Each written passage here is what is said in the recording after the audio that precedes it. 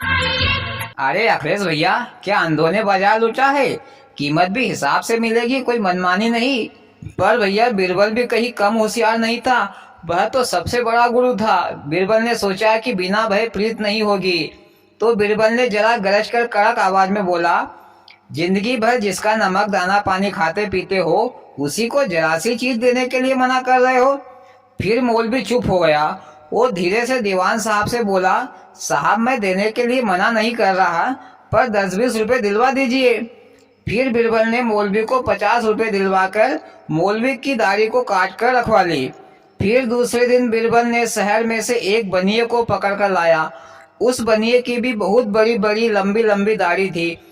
फिर वे दोनों बादशाह के दरबार में आकर खड़े हो गए। फिर बीरबल ने बनिए से भी उसकी दाढ़ी मांगने की बात की और कहा कि तुम्हारी दाढ़ी के बदले में तुम्हें मनमर्जी इनाम दिया जाएगा।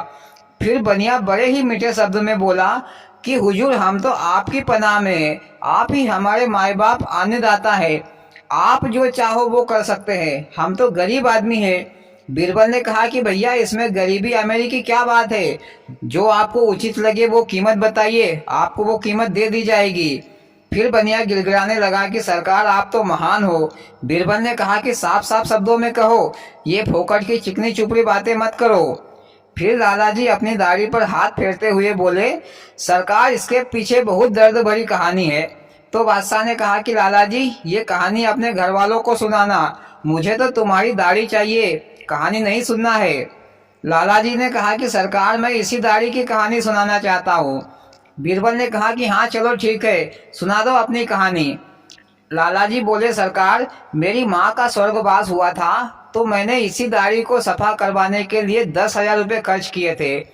और जब मेरे पिताजी का स्वर्गवास हुआ था